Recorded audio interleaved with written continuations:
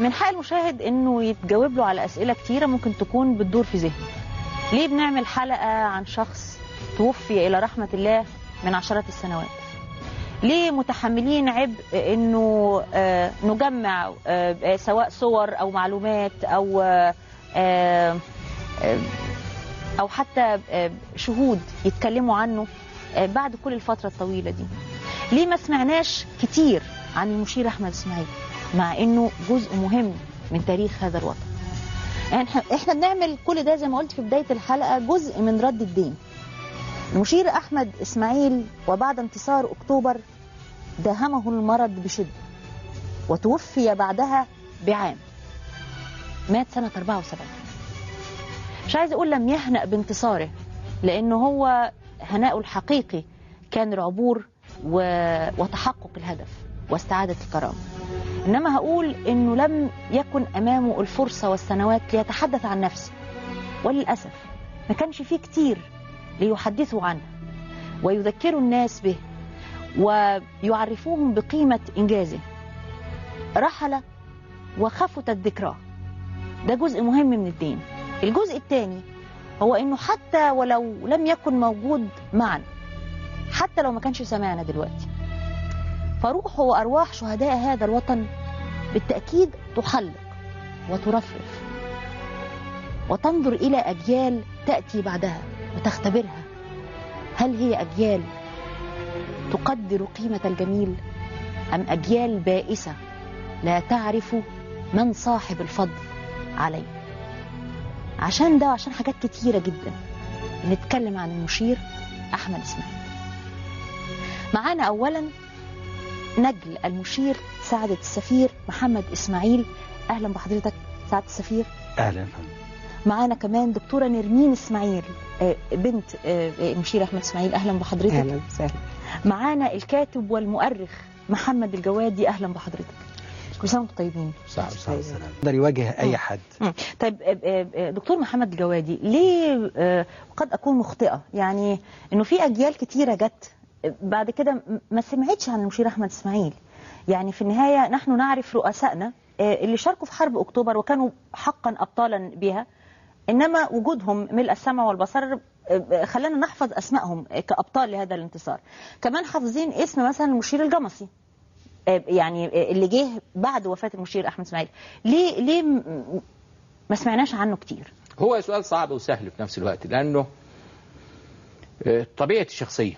يعني فيه ناس يعملوا العظمة كلها ويعتبروا ان العظمة اللي عملوها دي أداء واجب، ما عملوش أكتر من واجبهم. وفي ناس يعملوا حاجة صغيرة قوي ويصوروها ان هي العظمة. فجزء من صناعة المجد الإنسان نفسه هو اللي بيصنعه. يعني الإنسان نفسه هو اللي بيصنع الصورة الذهنية اللي عنده. أنا لما أكون داخل في الرياضة كده، في الألعاب البسيطة جدا كده، وانا جاي عند قرب النهايه وازعق زعيق جامد قوي وبتاع وكلام من ده، الصيحه دي مش هي النصر ومش هي اللي هتخليني افوز، لكن دي هي اللي بتدي صورتي انا اللي انا حريص على انها ترتبط. رفع العلامه، سجود، كل الحاجات دي مظاهر بيصنعها الانسان ليضع البصمه التي يريدها لمجده، يعني يهيئ نفسه للكتابه. في ناس بقى عظمتهم اعلى من ان هم يضطروا يعملوا كده. فهو انا يعني حضرتك انا عرفت ان حضرتك كنت شاب في مقتبل العمر ومشيت في جنازه المشير احمد اسماعيل وما زلت يعني وما شاب. وانا قابلنا في الجنازه فعلا، كان طالب في كليه يعني انت لا انت قريبه ولا كنت تحت قيادته؟ لا ازاي مش قريبه ومش مصري زي، مش هو اللي رفع راسي، مش هو اللي خلانا ننعم بهذا النصر، مش هو اللي نجانا من الهزيمه، مش يعني هو اللي صنع النصر. ايوه يعني ازاي يعني انا اقدر افهم انه كنت خلاص. انت كنت خلصت كليه الطب؟ لا كان في كليه الطب، كان طالب. لسه طالب في الكليه. اتقابلنا في الجنازه. يعني لا يعني العقيده بتاعتنا، لانه احنا كنا طبعا في فتره التكوين، فكانت ازمتنا الرهيبه ان احنا نقرا مقالات اليأس ومقالات التيئيس وانه ما فيش مستقبل. انت تعرفي انه بعد 67 نص اساتذه مصر هاجروا بره مصر. نص اساتذه مصر. فتصوري النص الثاني ما هاجرش لاسباب ثانيه، مامته عيطت، بابا عيط، حاجات دي يعني فاهم، فغصب عنه يعني مش ما هاجرش لانه كان مقتنع. ايوه بس غريبه انه شاب كويس. مدني في الكليه يمشي في جنازه عسكريه انا بالصدفه في الفتره دي خدت رتبه من اللي هم طلبه المدارس والكليات العسكريه من اللواء عبد المنعم خليل. يعني اللواء كان النهارده في الحلقه. فانا يعني لانه سال اثناء الحرب وكانوا بيحصل نوع من انواع التعبئه انه يلموا الطلاب لان هم الخط الثاني والمستشفيات والحاجات دي، وكنا نلبس عسكري يعني لانه من اول مدارس الثانويه العسكريه كان في كل مدينه في مصر في كل الجمهوريه مدرسه ثانويه عسكريه. في القاهره في 5 مدارس ثانويه عسكريه ل5 مناطق بالاضافه لمدرستنا اللي هي مدرسه المتفوقين. فاحنا كنا بنلبس عسكري. وبنعتز بهذا الزي لانه كانت روحنا كده، يعني كانت الروح بتاعتنا كده ان احنا عايزين الوطن ده يتحرر. انت رحت سلمت على ابنائه وتعزيهم في ايوه، ما هو يعني ده العزاء، يعني هو العزاء طبعا. يعني انا اقول لك انه انا اعتبر ان المشير احمد اسماعيل، واعتبر ان المشير الجمص، كل قاده الحرب او الرئيس حسني مبارك اعتبرهم ان هم اقرب الي او انا اقرب اليهم من ابنائهم، يعني لان شعوري بوطني يتضاعف عن شعور. بس الجميل يا دكتور محمد ان انت مش بس رحت عزيت ومشيت في الجنازه وقلت السلام عليكم، انت عملت ما هو ابعد من ذلك وافضل من ذلك. انت عملت كتاب عن المشير احمد اسماعيل، وهو يمكن يكون الكتاب الوحيد عنه، ما اعرفش. لا في كتب تانية، لكن ده الكتاب ده مثلا طبع 4 مرات، يعني الكتاب ده ومش موجود، عايز اقول لك في السوق. يعني مش موجود طبعا. احنا جبنا نسخه بالعافيه. الاول سميته في سنه، انا طلعته الاول سنه 79 80، فسميته مايسترو العبور. وكان الاسم ده ترجمه الاسم الانجليزي، يعني ما كنتش فكرت فيه بالعربي، كنت فكرت ساعتها بالانجليزي ان هو ذا كوندكتور، اللي هو المايسترو اللي بيعزف لحن. يعني لا قائد سيمفونيه كبيره. سيمفونية. فانا الحقيقه اخذت مايسترو دي من اللفظ الانجليزي الحقيقه، يعني بعترف. فيما بعد لما عملت الطبعه الثالثه خليته صانع النصر. صانع النصر لانه وجدت انه مايسترو العبور دي اقل من ان تعبر عن حقيقه الانجاز اللي عمله المشير احمد اسماعيل، وهو انه صنع النصر. صنع النصر ده زي صانع التورته، زي صانع الموبيليا، يعني في كتالوج، في شعب، في ممول، في اراده، في حاجات تانية، لكن الصانع اللي هو الصانع اللي عاش. ما فيش حد في العسكريه المصريه قبل المشير احمد اسماعيل عاش في كل الرتب، في كل الدرجات الوظيفيه، في كل القيادات، السلم 56، السلم 67. يعني انا احكي لك قصه غريبه جدا، يمكن اول مره احكيها لانه اللي حكاها لي استاذي كان رئيس اركان الخدمات الطبيه، وراح مع المشير احمد اسماعيل في 56 يخشوا بورسعيد. شوف الفرق بين الناس، ان كانت مصر معتقده ان احنا رايحين بقى ايه امجاد النصر وكلام من ده. احمد اسماعيل لانه مؤمن بكل حاجه ومقدر وتقدير الموقف عنده عالي جدا، قال له عارف يا دكتور فلان، لو الناس اللي في بورسعيد دول ضربوا علينا يعني رجمونا ما يبقوش غلطانين، لانه هو حاسس قد ايه ان الناس دي عانت، وان ممكن الناس دي اللي عانت في البدايه رغم بطولتهم انهم يزعلوا من انه يعني ما كانش عنده ما كانش عنده الجرانديوزز، ما كانش الصلف القائد، لا. ولا الدعايه مأثره في نفسيته، يعني رغم ان هو عمل واجبه وعمل واجب عظيم وكل حاجه، لكن برضه يظل انه حاسس الناس عايزه منه اكتر من كده. طيب في جزئيه تاريخيه، وعايزه سعاده السفير قبل ما نروح للدكتوره نرمين وحضرتك دكتور محمد تفهمونا اكتر، ويمكن ده يكون سبب من اسباب مش عايزه اقول التجاهل، انما اقول عدم الاهتمام باسم المشير احمد اسماعيل. بيقال انه وجوده في المعركه كان بسبب ثقه الرئيس السادات فيه والزماله والمحبه اللي كانت موجوده ما بينهم، بمعنى انه الفريق صادق قبلها ما كانش مؤمن بانه المعركه ممكن تحدث الان وننتصر. هل البعض اعتقد انه قبول المشير احمد اسماعيل المنصب يعني تضحية مش عن كفاءة كبيرة، انما لانه هو اللي وافق الرئيس السادات في مسألة المعركة؟ انا عايز اقول لحضرتك على حاجة. هو في كتاب للمشير الجمصي صفحة 215، بصفحة 215 هما الاثنين كانوا خارجين من المطار، ده المشير الجمصي اللي بيقول. هما الاثنين خارجين من المطار. احنا عندنا صورة من بداية التقرير فيها المشير الجمصي والمشير أحمد إسماعيل والشهيد عبد المنعم رياض والرئيس السادات. ودي صورة يعني مش كل الأبطال فيها، صورة بديعة في بداية التقرير لو لقيناها. اتفضل. فكانوا خارجين الاثنين، كل واحد بيودع. هو كان المشير الجمصي كرئيس هيئة عمليات قوات مسلحة. فخارجين الاثنين من المطار، الكلام ده كان سنة 72 في بداية 72. فالمشير أحمد إسماعيل وطى على ده الجمصي اللي بيحكي في صفحة 215. بيقول له انتوا هتحاربوا امتى يا جمصي؟ قال له لما تجينا وزير حربية وقائد عام للقوات المسلحة. ادي حضرتك فكرة عن المشير أحمد إسماعيل وكل الناس اللي هي في القوات المسلحة الفترة دي او الفترة اللي قبل كده، عارفين من هو المشير أحمد إسماعيل. يعني هو جاي عن كفاءة وكان بره الجيش ورجع الجيش يعني مرة تانية، فهو كفاءته هي اللي فرضت وجوده في كوزير يعني. لا، هو طبعا الإجابة على السؤال ده فيها إنه الفريق صادق ما حد ظلمه. الفريق صادق أقواله معلنة وأعلنها لكل الناس وأعلنها في خطب واضحة جدا، وإنه لابد التسليح. جاء المشير أحمد إسماعيل بنظرية أخرى، وهي أن السلاح بالرجل وليس الرجل بالسلاح. دي نمرة واحد. نمرة اتنين، عنصر الوقت. إن جاء المشير أحمد إسماعيل وقال حتى في الاجتماع بتاع 28 سبتمبر إنه صحيح الوقت إسرائيل متفوقة، لكن لو صبرنا شوية إسرائيل هتكون متفوقة أكتر. فإذا الوقت مش في صالحنا. الجزئية الثالثة إنه أحمد إسماعيل من خلال عمله في المخابرات الفترة اللي هي من 15 مايو لغاية 24 أكتوبر، من 15 مايو 71 لغاية 24 أكتوبر 72، قدر إنه يدرس تقارير كويسة قوي لحاجات ذكية قوي، زي قفل باب المندب. لأن قفل باب المندب ده من عند عدن ما يفكرش فيها القائد العسكري، ومش اختصاص القائد العسكري، دي حاجة استراتيجية بره القائد العسكري. يعني مش القائد العسكري ده قائد القوات المسلحة المصرية، ايه ماله مال بالمندب ويروح عند عدن وبتاع وكلام من ده. لا يعني زاوية مخابراتية شوية. زاوية مخابراتية. فده تقرير معمول في المخابرات وكده، فهو تبنى الحاجات اللي كانت معمولة في المخابرات.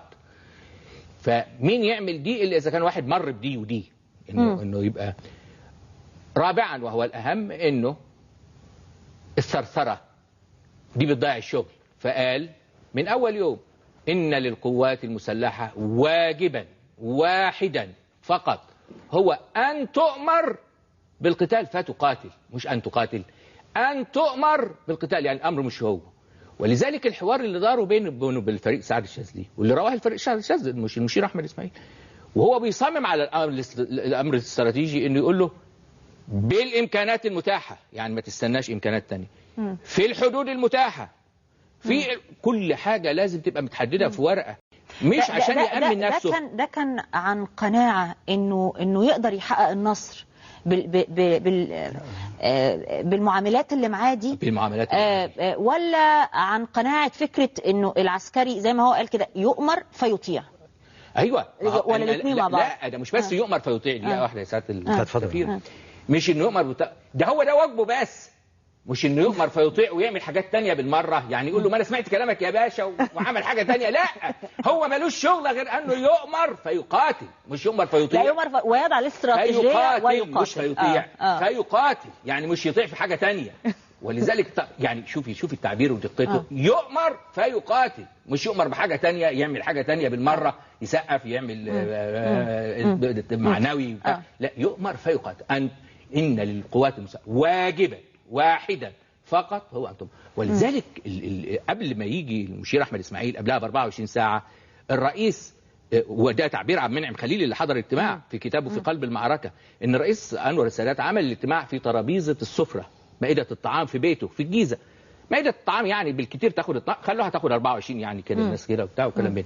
فلما في فريق صادق لا نعمل كذا ونرد السوفيتي بكذا يقوموا يدونا كذا وكلام من ده، حتى كادت المائدة تتحطم. الوصف بتاع منعم خليل مش شغلك، لأنه إذا دخلنا بقى في أنه المقاتل هيقول اديني كذا وانا قاتل بكذا، ما بقناش مقاتل، بقى مقاول. ودي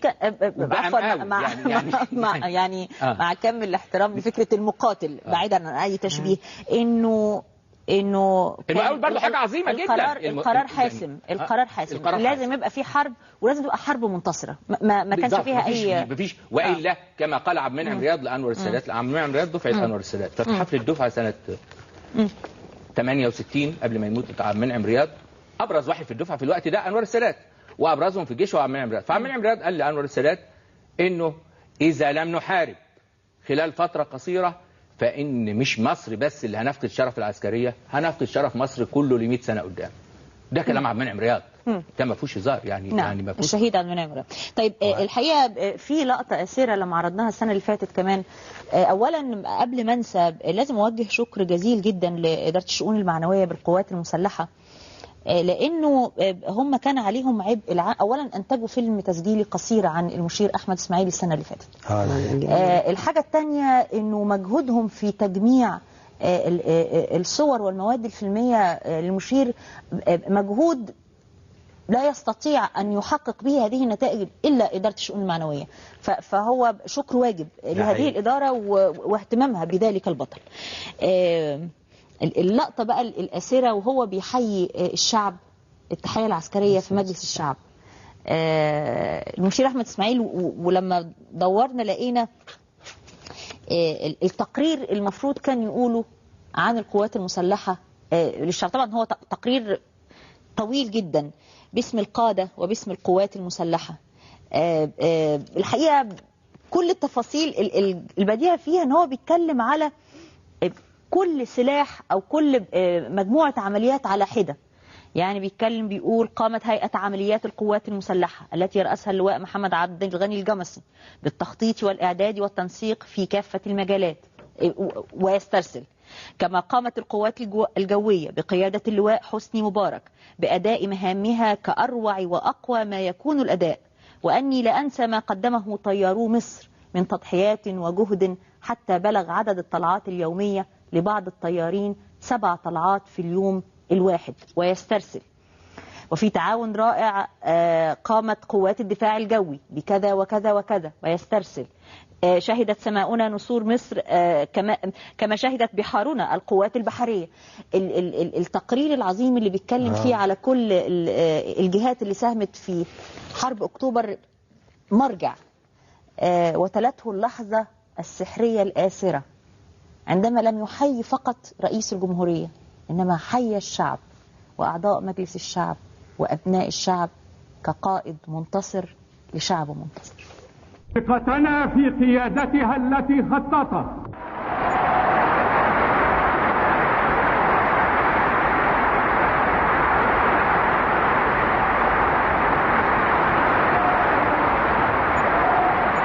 بالظبط. دكتور محمد الجوادي، تاني لشخصية المشير أحمد إسماعيل، احنا عرفنا ان هو اللي أنشأ قوة الصاعقة في الجيش المصري. احكي لي أكتر عن الملابسات والقصة العجيبة اللي قريتها في كتاب حضرتك. هي الحقيقة ان الحاجات دي كلها بتحتاج انه الإنسان يكون مؤمن أولا بالهدف، وانه يسلك إلى إقناع الناس به سبيل يكون لين، لأنه لا يستطيع أنه هنعمل صعقة، لا يعني فيه غداء عشاء فطار لقاء وبعدين يجي بعدها يجي الفكرة كده. المشير مش أنشأ بس الصعقة، هو اللي أنشأ التقسيم الجيش بعد حرب 67، يعني خد فلول الجيش كلها وعمل الجيش الثاني والجيش الثالث. فدي لوحدها مش قليلة.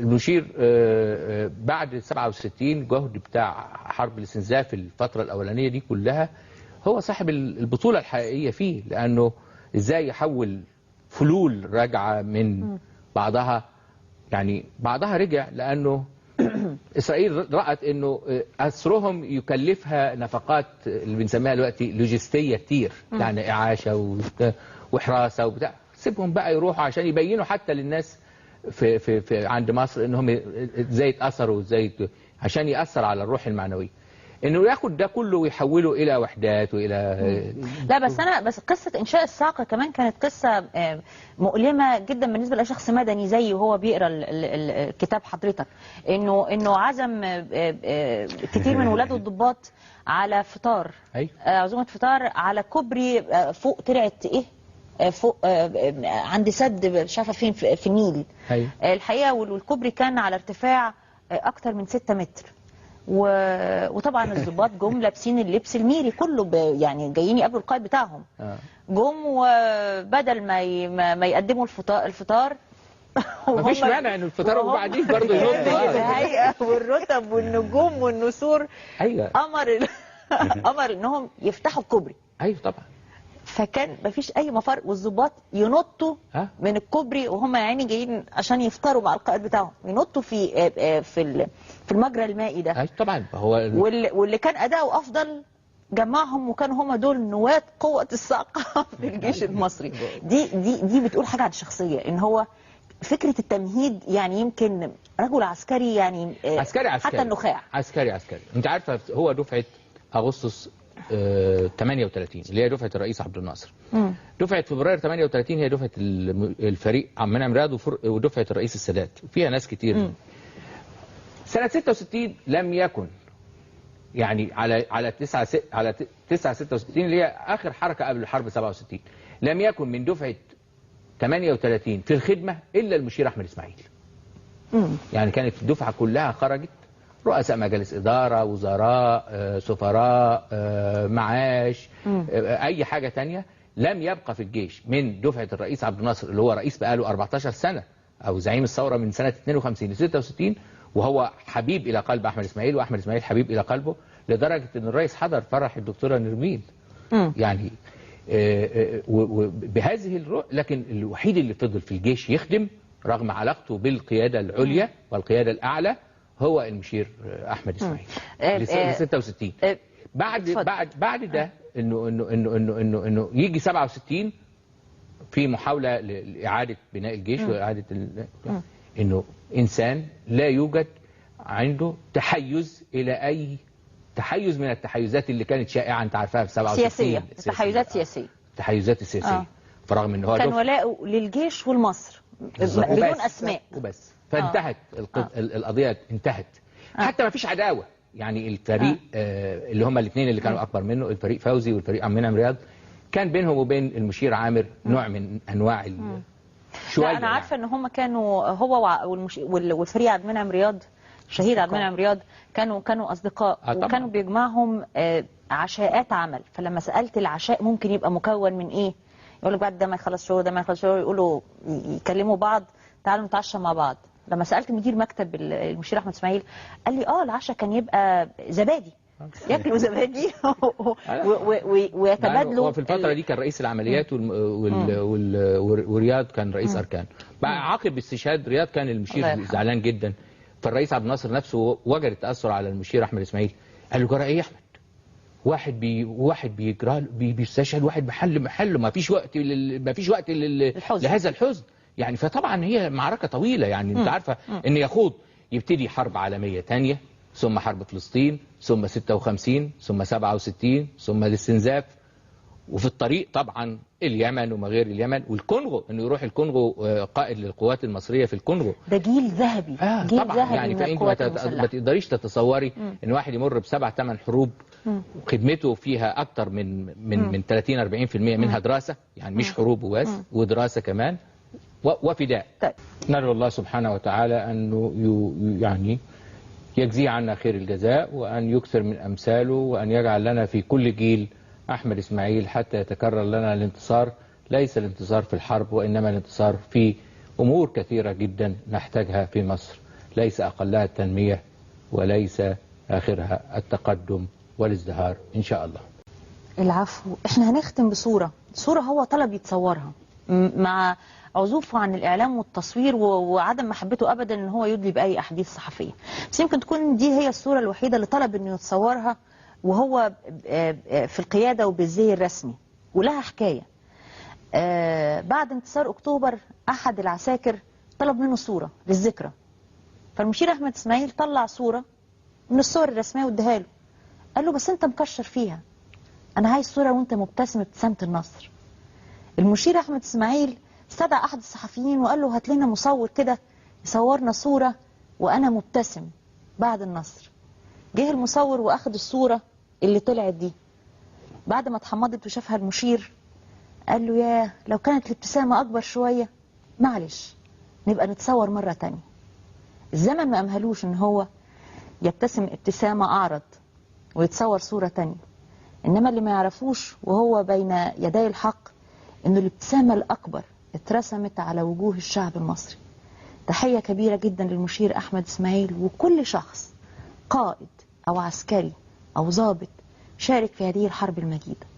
أي شخص اشترك في حرب 6 أكتوبر مش بس بيبقى له مننا التقدير والاحترام، بيبقى له محبة.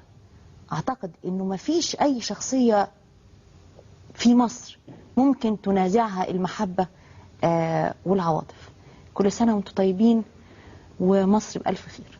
سلام عليكم.